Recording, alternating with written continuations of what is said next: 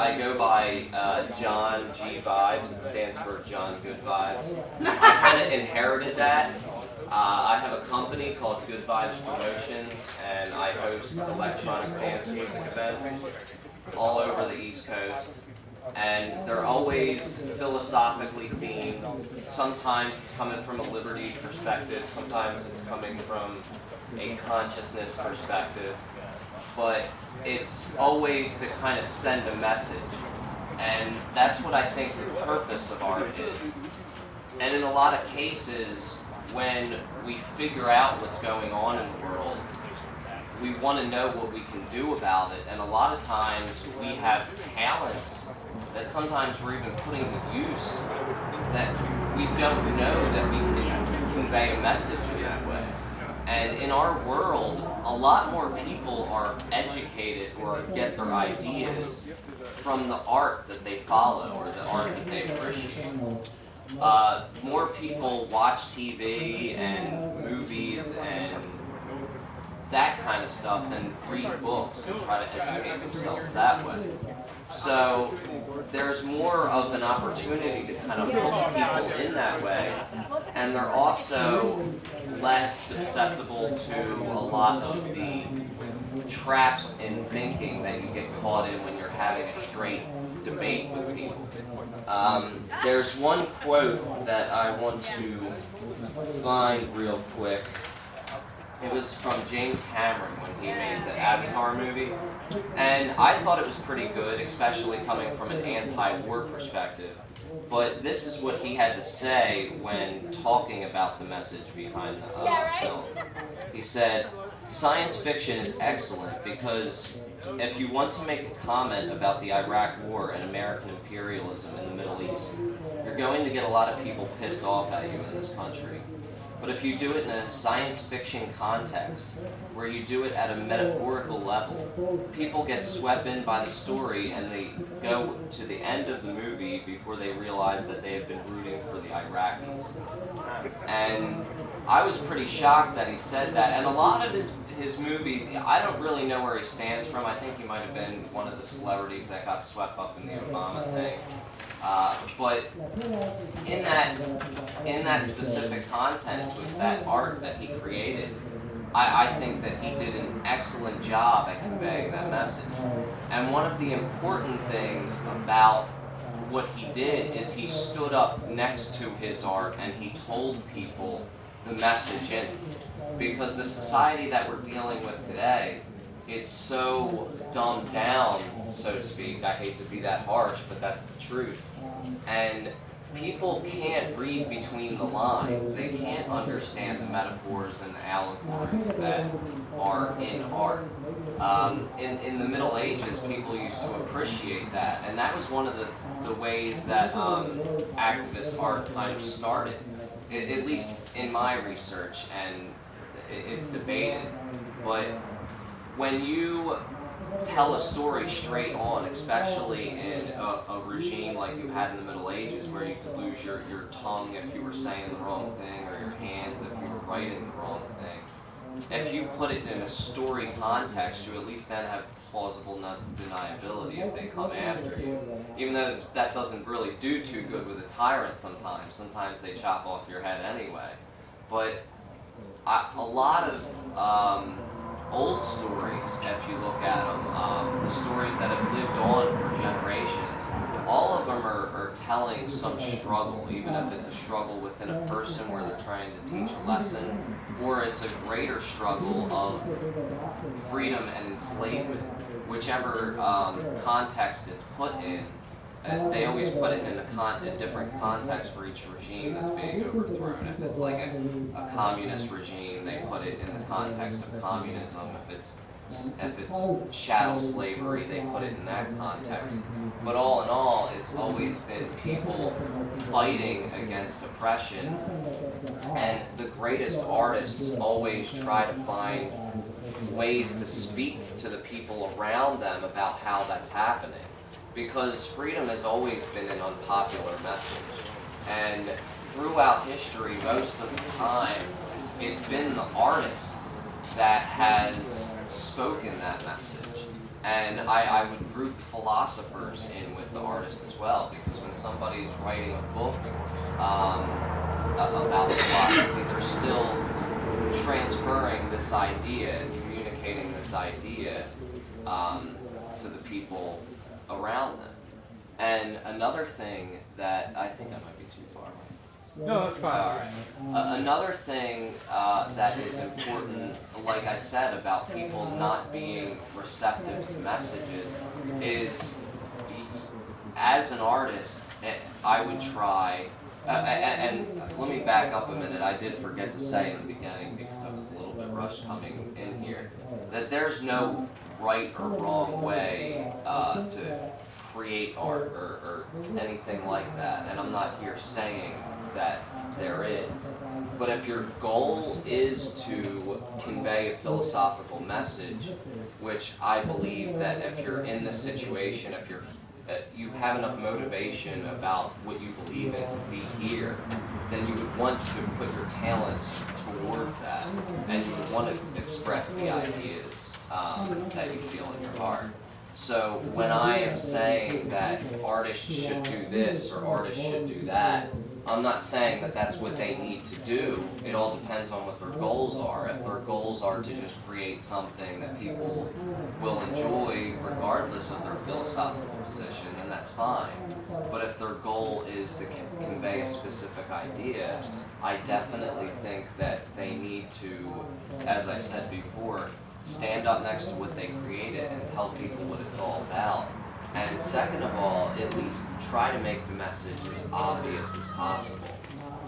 Because as I said in history, when they tried to hide the message so they had that plausible deniability if a tyrant came after them,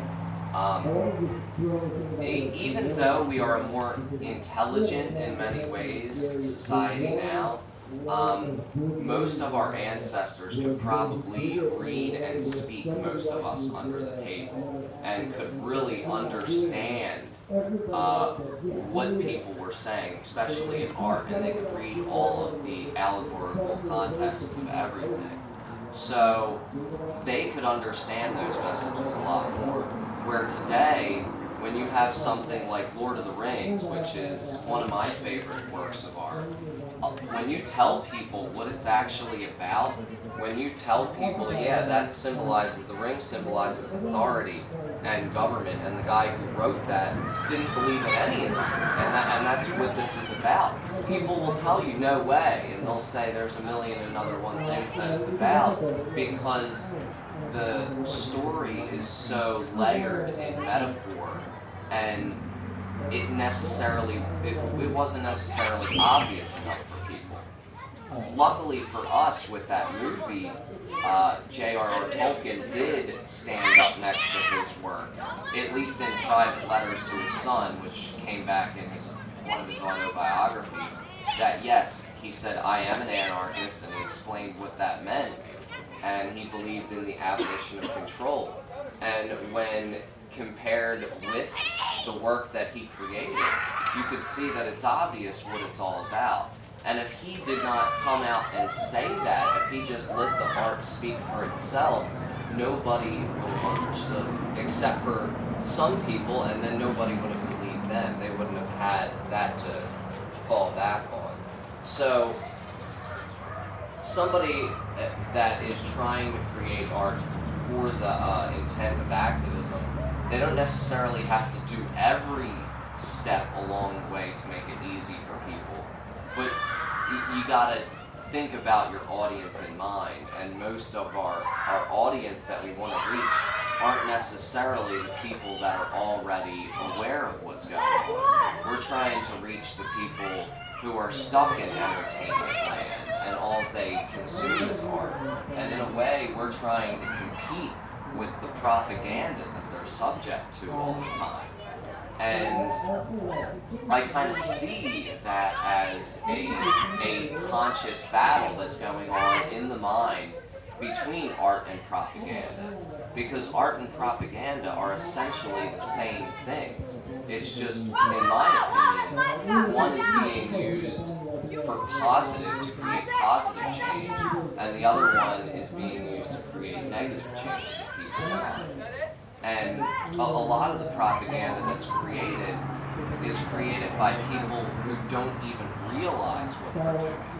They're just pushing along stuff that they have already ingested and bad ideas that they have already, processed in their own mind. Some of it's conscious. Some people are really putting out ideas that they do believe to be false for their own benefit. But a lot of the times it's just regurgitation, because people have this idea in their head that it's just a movie, or it's just a show, or it's just a... People say that all the time, and I think that that's an imagination-destroying way of looking at things. Because even if the artist didn't set out with the intention of creating a tool for activism, they still are passing along philosophical ideas, whether they want to or not, and whether they realize it or not.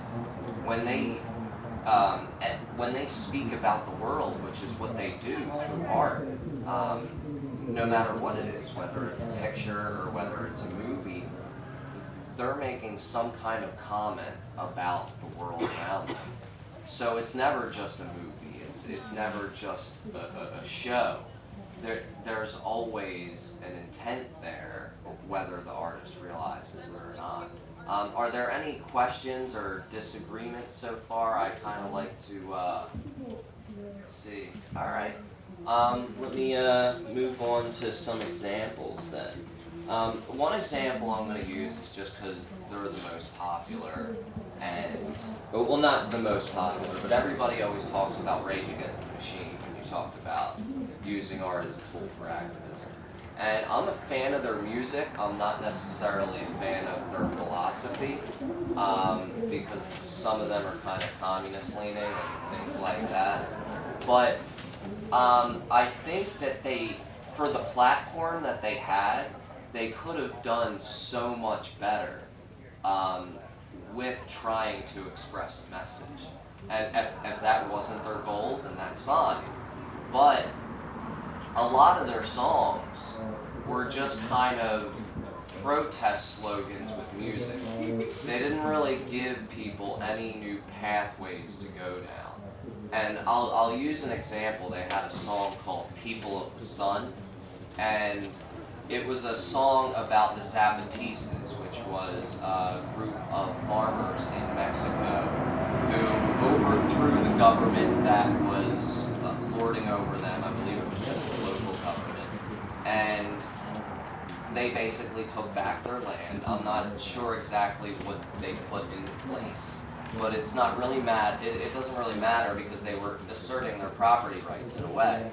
And but anyway, in their song People of the Sun, it was a perfect opportunity to educate the millions of people that bought that album probably about this specific struggle that was going on, and maybe that would lead them down new pathways of learning.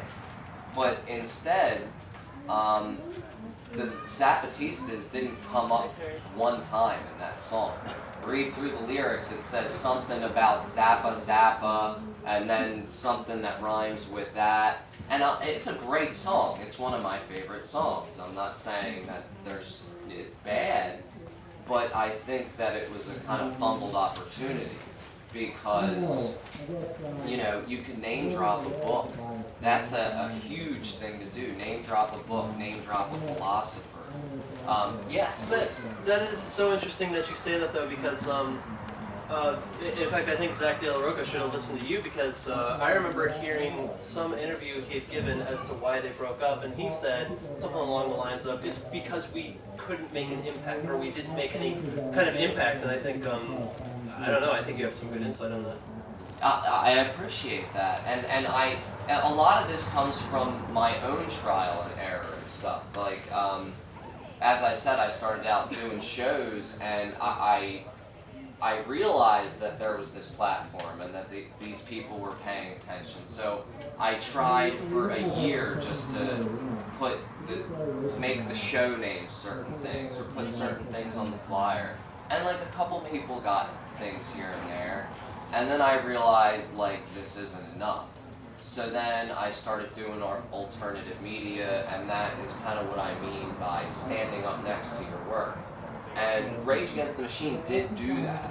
And that is why I think they did make the effect and the progress that they did make.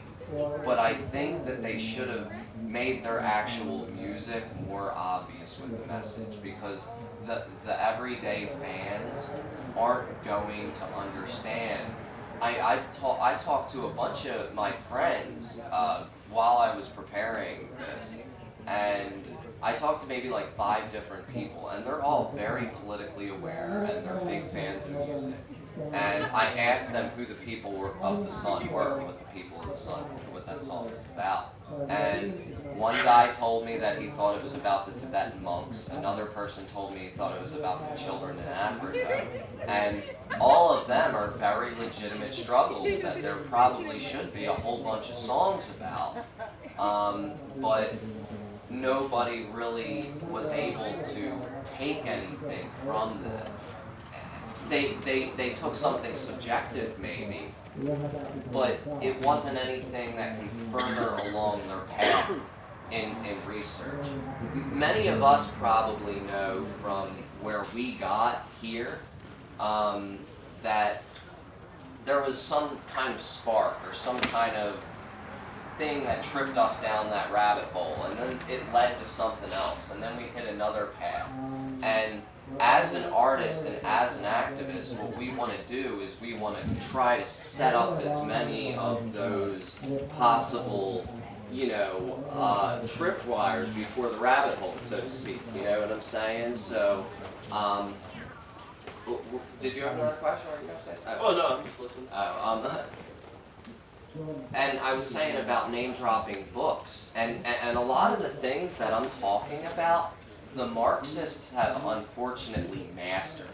Like, they have it down to a science, and like that's why I'm always getting into arguments with my fellow hippies, because all of the art that they are ingesting is just riddled with Marxist propaganda, and they're really, really good at it. And one of the most highly critically acclaimed movies of the past probably 20 years was Good Will Hunting. And the socialists had a really good advertising pitch in there, because in the one scene, Matt Damon, who is supposed to be some genius in this movie, starts talking about how everybody needs to read People's History of the United States by Howard Zinn. And I actually thought that was a pretty good book. I didn't take from it what the socialists did. I took government makes corporations do bad things. I didn't get the whole socialism message in that. But that was, think about the millions of people that watched that movie and might have picked up that book as a result. I've talked to a lot of people of a socialist leaning, and they have said that like their journey actually started from when they saw that movie, and that book piqued their interest from just it being mentioned. So Matt Damon actually did the audiobook for that too. Oh, did he? Yeah. And Matt Damon, I think he was somebody that fell for the Obama thing, and now is actually coming out and blasting him, which is pretty cool. And I mean, it sucks that we have to pay attention to these celebrities and stuff. It really does. But that's kind of what everybody else that we're trying to reach, that's the matrix that they're jacked into. So, I mean, a couple weeks ago, Woody Harrelson came out as an anarchist and told an interviewer that, that was his perspective. He didn't believe in politics, and he said it in an extremely hilarious way. And not that I'm knocking him, but I like him, but it sucks that we have to pay attention to these celebrities. But think about how many people might be more receptive to that message now, and might think, oh, well, Woody Harrelson isn't wielding a firing dumpster down the street, you know? So maybe that message has more to it than I've been told, because these people identify with the celebrities that they grew up with and their favorite musician. And they feel like a relationship, because they're, through art, there's kind of a conscious bond between the artist and the person that's receiving the message. If there is a truly meaningful message there that people can relate to. So I think that is an important thing to remember when you are creating anything with the intent of changing someone's mind. So is there any comments or any questions or maybe any ideas of how art can possibly be made as a more effective activism? Just kind of interested in the idea of most art that people consider to be great art often is much more subtle in its messaging. Yeah. Or less overt in expressing an interpretation.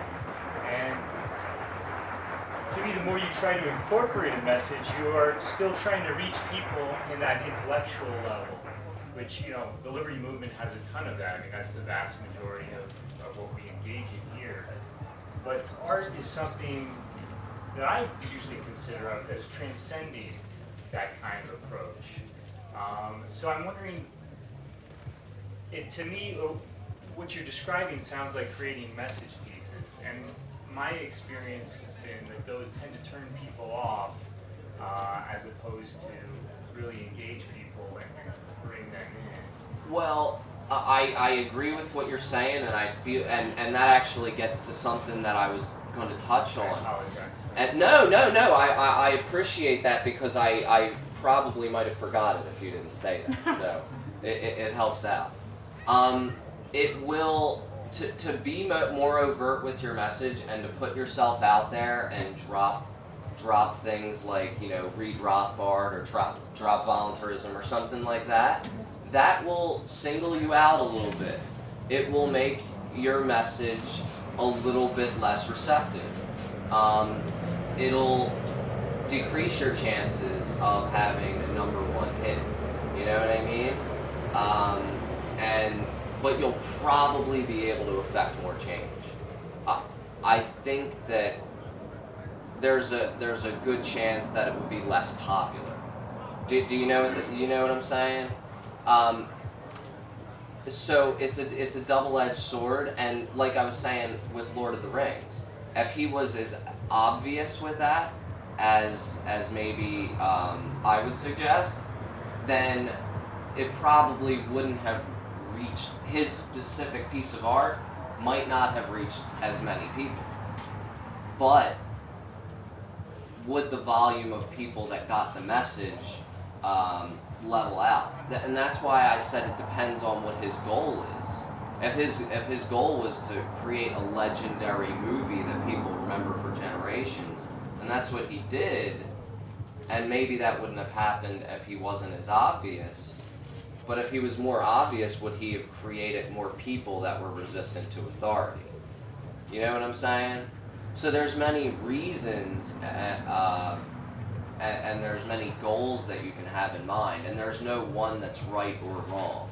I'm just putting forward some ideas of mine, Yes? Yeah, I've got a pretty good example. I'm developing a card game right now that has a lot of cartooning and activism and a couple other things. And I see that I'm going to have the opportunity, the more activism I put in, the less maybe the mainstream will get it or want to play it, and vice versa. The more mainstream it is, the less maybe activists might enjoy it. So I'm going to try to figure out where on the spectrum, I can accomplish a couple things, but yeah, I think I follow what you're saying there. Yeah, it's definitely a balance that you got to strike, and I'm glad you brought that up, because it's important to realize that, because sometimes if you're too over the top and too in people's faces, then you could totally shoot yourself in the foot and not have anybody listen. So it's definitely a balance that you have to strike. Yes.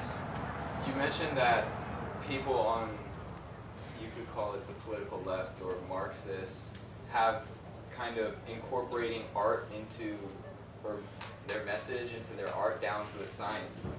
Perhaps maybe look to some of their techniques or formulas or whatever for inspiration for how, you know, we can get a specifically liberty-oriented message into art without scaring too many people away. Because on the flip side of, you know, perhaps making your message more exclusive and less appealing to the mass of people, you could also be shining a bright light on yourself and saying, you know, like, this is, I'm planting my flag here, everyone who agrees, come and follow me. Yeah, exactly. That is a good point too, is the way that you present the message. And I think that, yes, the Marxists do have the art thing down to a science, and they've gotten a lot of people swayed to their side of the spectrum through their art. And you had a question? Yeah, actually, it's commenting on exactly what you just said. I think they call it critical theory. You know, you've got a lot of workers like Jacques Derrida who, you know, write about artwork and try to break it down into like these ultra, like weirdly psychoanalyzed concepts. But I was wondering if you thought the role of like taking an artwork that might have like, take Game of Thrones for instance. If you've ever read the novels, I mean, there's all sorts of material to work with that you don't get on the TV show. Like, you know, just basically he makes everyone in authority look like complete assholes, which is awesome. But I mean, you've got the whole works. You know, you've got humanizing people that you think are kind of good guys or bad guys. You know, psychological problems with various people. But taking art, especially something like that, and spinning it, like analyzing it and spinning it more towards a libertarian message. Because God knows there are a lot of people taking a book like Game of Thrones and, you know, trying to build some kind of socialistic interpretation of it. But I could do the same thing with a libertarian perspective. Yeah, absolutely. I mean, look at what the socialists did to Robin Hood. I mean, but I mean, come on, like they totally turned that around to make it like pro-tax when the guy's stealing tax money. So you're absolutely right. Yes. So would you agree that if everybody who sees your work gets the message, you failed as art, but if nobody gets your message, you failed as activism? It's a good question. I wouldn't say that you failed, but I mean, if your goal is to make money and you don't make money, then yeah, you failed. And if your goal is to reach people, and I do think that if you reach one person, it's worth it. You know what I mean? Because you never know what kind of ripple effect that person can create. But usually when people create art, it's a thing of love anyway. And there's a lot of people out there who do create art for money, and I don't have a problem with that, but it's not really going to stick around for too long, and it's not going to be something that I just don't see it as moving people if it's just some, do you understand what I'm saying? So it's a subjective thing, art, because it's whatever somebody's feeling. But I think that there are a couple of things that we could think about when presenting the message to make it more effective. Yes. The one thing I've ever read about the question, what is art, that has always stuck with me is from an art history book I read many decades ago, in a chapter that was talking about caveman art on the wall, and it said that art was a human's view of the world. It was their way of expressing the way the world was according to them.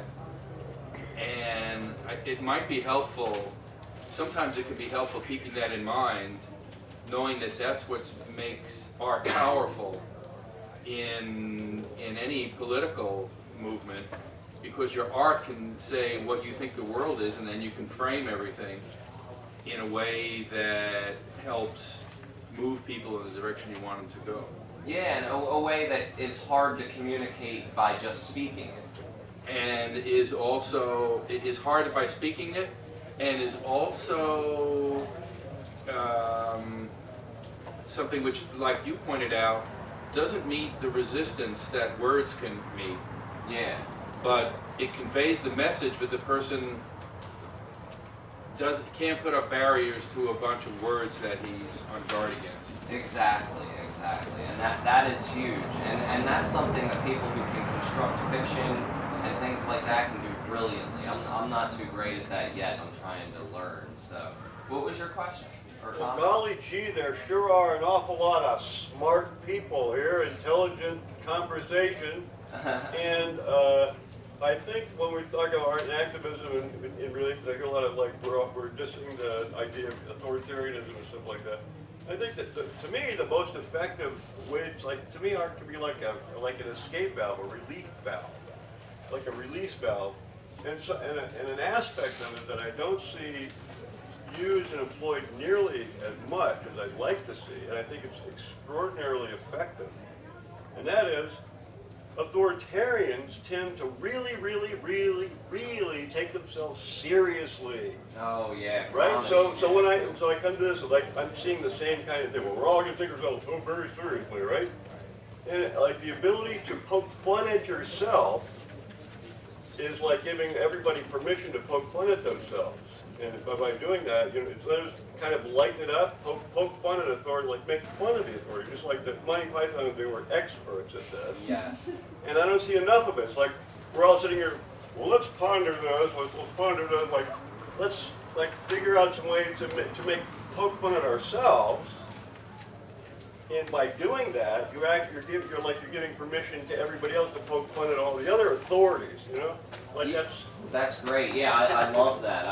I like can't ha ha, believe look at me, you know? I can't believe I didn't think of that, because that is so true, and comedy is a perfect way of getting people. Yes. Well, this is an addition onto his comment. Around Valentine's Day, I saw, I think there are examples of Valentine's not to give to libertarians, and one of them was like one of those be mine hearts, and then the recipient was like, so you want to own me? That's great. Like that, I think the more we poke fun at ourselves, it's like we're, you know, it's like you're really saying, you're giving yourself permission. Like, I'm not the authority either, dude. Like, we want you to be the authority. Yeah. So Yeah. you're saying you want us all to be Ayn Rand. I'm sorry? You want us all to be Ayn Rand. You know, that's. No, all I'm saying is that all I'm No. an Nobody element- wants to be Ayn Rand. Just an element of like laugh at yourself. Yeah, She's absolutely. a good example of what not to do. I would agree with that. Well, not in all cases, but in that case, And yeah. that's But I think that comedy is one of the best ways to reach people, because especially when somebody's laughing, and especially when you put people's guard down by making yourself not above being a target, definitely. It's also one of the essential ingredients of all propaganda. You ever see an advertisement where they're going, Yeah, and what happens when they're all going, anytime that we bring up a legitimate problem that the government's doing, when their last step is just ha ha, just laugh about it, even though they know that it's true and they're completely wrong. Another thing I wanted to move on to was the whole issue of copyright.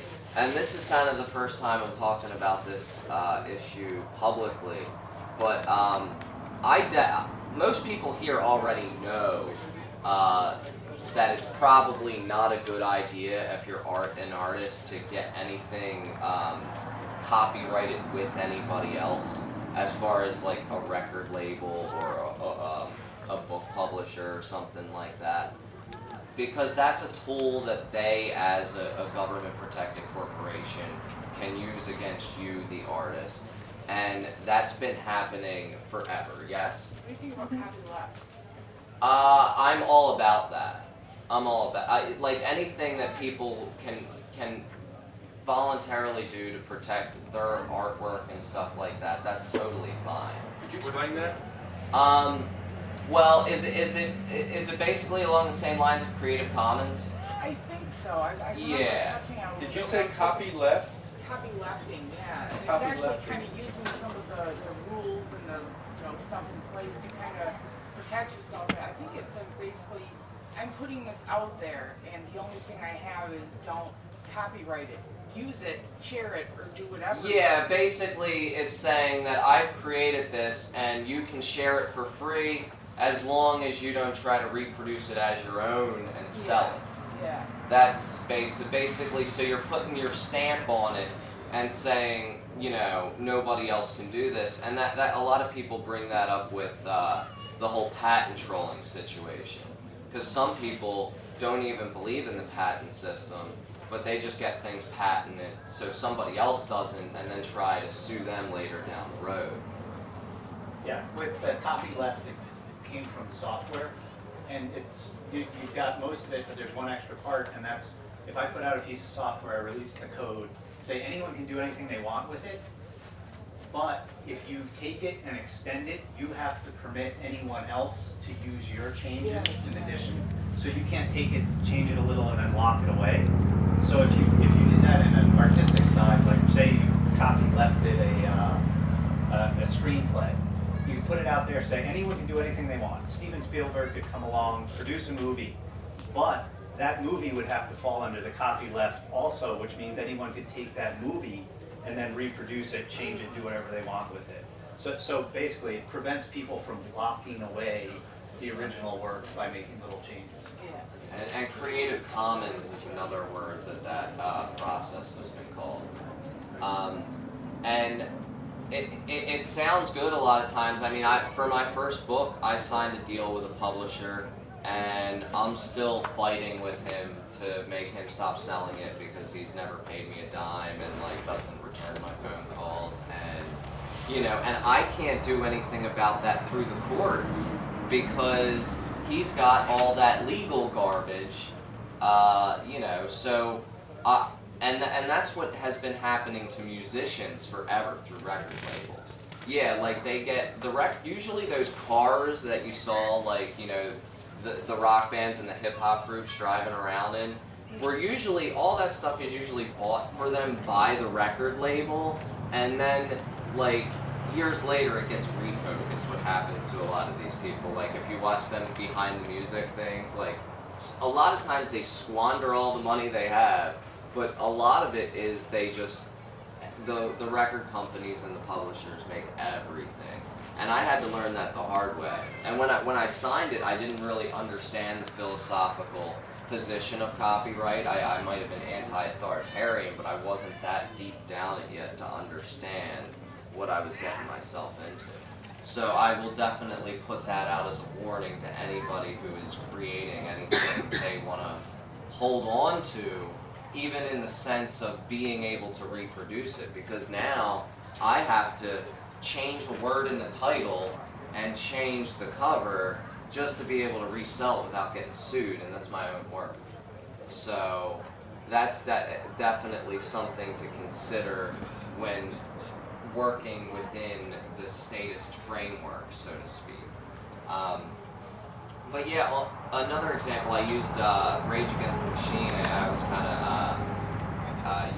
picked on them a little bit, even though I like them. So anybody that, don't get offended. A group that I'll use actually as a positive example, I actually use two of them, and they're a little bit lesser known. And the reason why they're lesser known is probably because they were more obvious with their message, and they didn't really get the notoriety that Rage Against the Machine did. But they're still together, they're still touring, probably, maybe have side jobs when they get home. And the first one is Cottonmouth Kings. I don't know if anybody's ever heard of them, but they were a punk rock, hip hop type group that their main deal was marijuana legalization. That was what they pushed, and they made it blatantly obvious that that was their thing. But they also had a very anti-authoritarian, definitely libertarian leaning, but probably not specifically.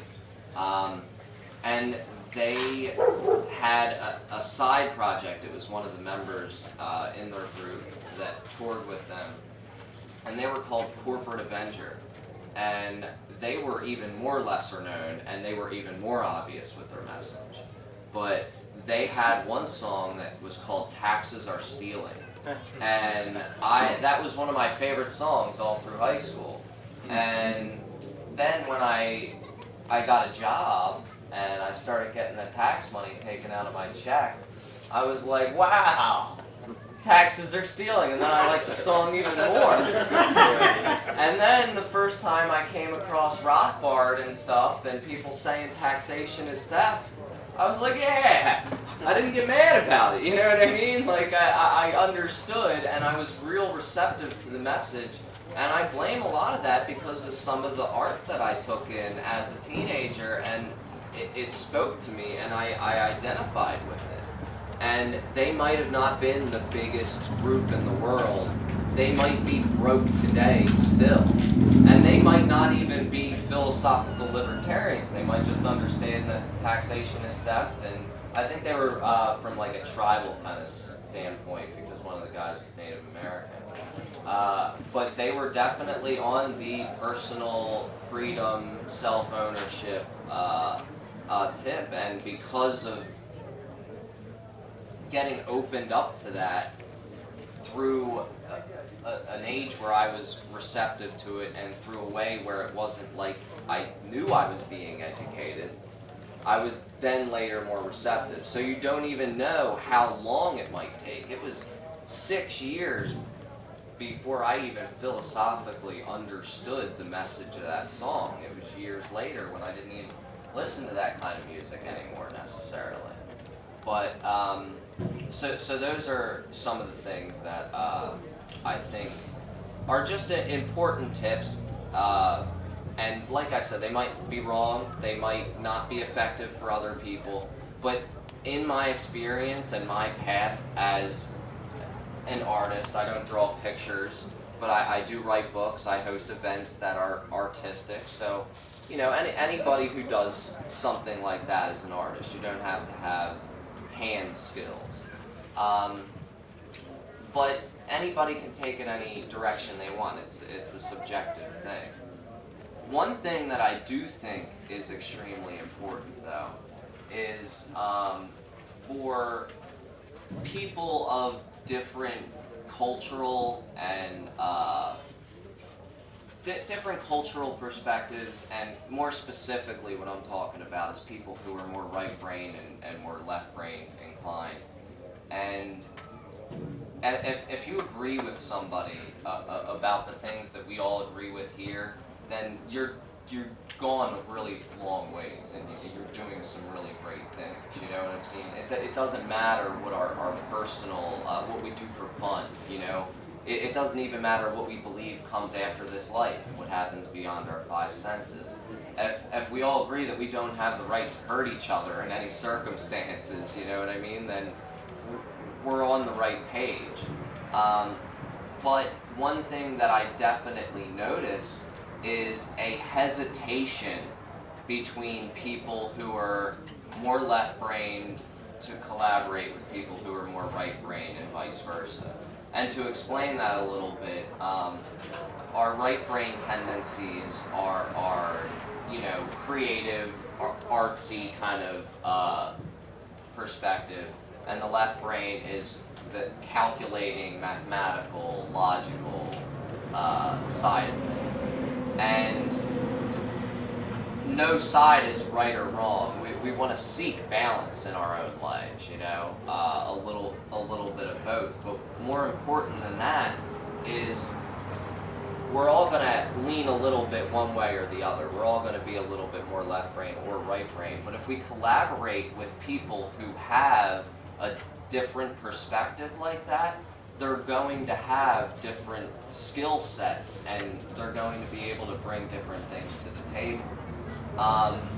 In this movement, there are a lot of artists that can probably link up with a lot of business type people and probably give them killer advertisement capabilities and probably give them ideas that could revolutionize their business structure if they would actually take the time to maybe talk to somebody in a suit and tie and stuff, you know what I mean? And maybe the people with the suit and tie, if they would talk to maybe somebody who is a little bit more on the right brain oriented, like maybe dirty hippie side of things, like myself. But then they could probably help them out with their knowledge of business and, you know, customer relations and things like that. And even from people who don't necessarily, people that we're trying to reach out to, even if they come from a different perspective, I think that we can reach them a lot better if we kind of collaborate in that sense. Yes? Another tool I found really helpful, and it's kind of pulled it all together for me as far as my philosophical agenda is nonviolent communication, compassionate communication, being able to empathize, and trying to work that into art as, you know, we're not bound throwing nut jobs, you know, we're just peaceful people and trying to, you know, the message you put forth. I mean, the piece I did and I brought here is kind of dark, but Did you bring it with you? yeah, actually. Well, let's take a look at it. Actually, we got a couple minutes, so and I kind of said my piece right. You incorporated nonviolent communication. That's like you that. Yeah, I'm a big fan of nonviolent communication. By the way, he came to a outdoor weekend-long rave that I was speaking at a year ago, and I talked a little bit about that. And thank you for bringing that up. This is called the tragedy, and the tragedy is the meme of authority, basically, both political and religious. So, you know, I'll leave it sitting here. I mean, if somebody's going to be here from it, I'm going to have to check my servers and run by TV. Well, we're actually wrapping up in like Yeah. 10 minutes, so. Well, I can leave this set here if you want. All right. Well, I won't be here to look after it, but if you, well, I mean, it's not like anybody here believes in theft or anything.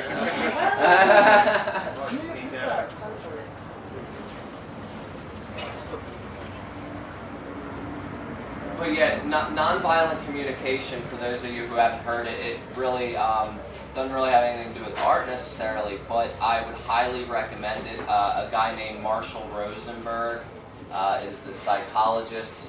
Is that a book? It is a book called Nonviolent Communication, but it's a strategy or a way of communicating and kind of a way of thinking a little bit that it really helps with kind of knocking people's guard down whenever you want to have a discussion about something and they want to start an argument. It's kind of a way to diffuse that. And I found it helpful.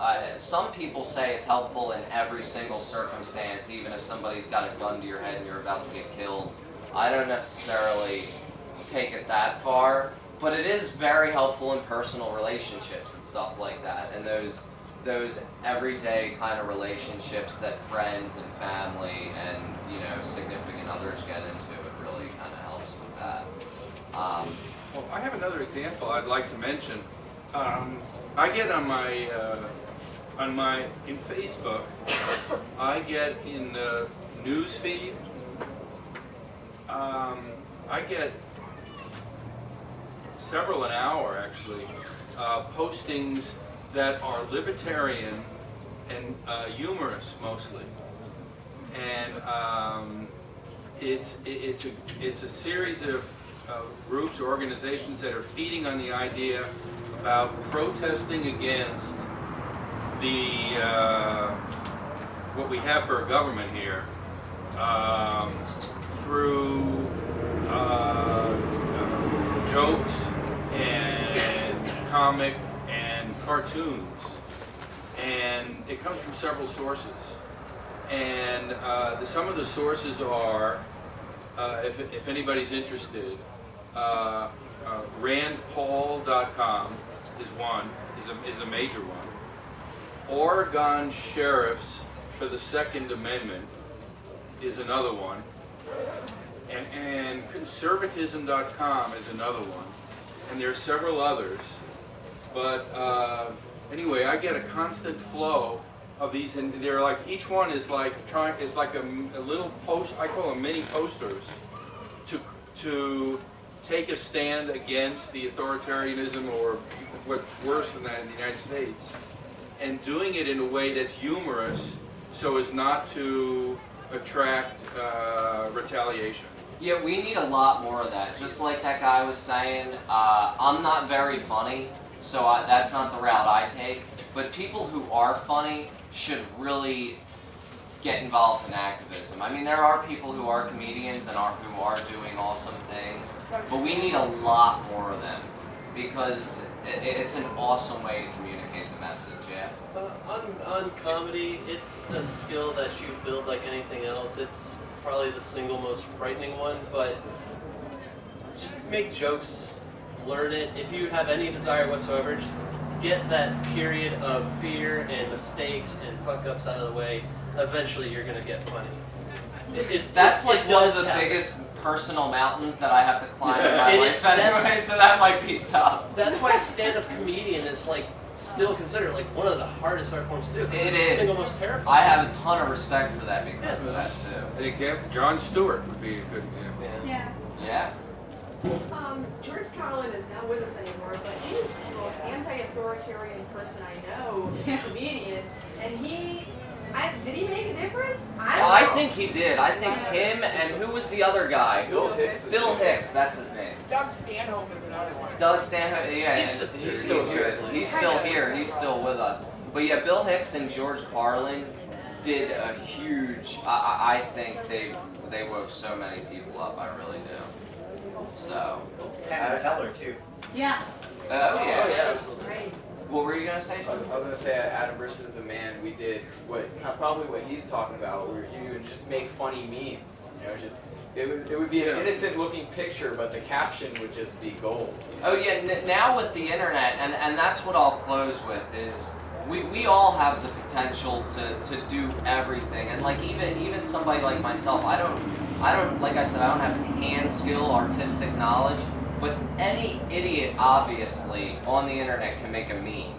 And if you're coming from this philosophical perspective, you could probably make a pretty funny meme like every couple days. And there you are. Like it's not saying that that's going to solve the world, but this is going to happen in tiny little steps, and we're going to chip away at this incrementally. And the more that the things that we do that we love become a part of that process, then that makes it even more awesome. And you had a question before Yeah, I we just end? wanted to add to that. It made me think of the Snitchy DuPont memes that people started making after that whole disaster with Rich Paul happened. Like, it was a terrible thing, but they sort of brought something good out of it. Yeah, I do remember that, and that is a shame that we're all kind of still dealing with that, and definitely my thoughts are with Rich Paul right now, unfortunately, as he's incarcerated. Well, I appreciate you guys coming out and checking this out, and I guess hope we give you something to think about.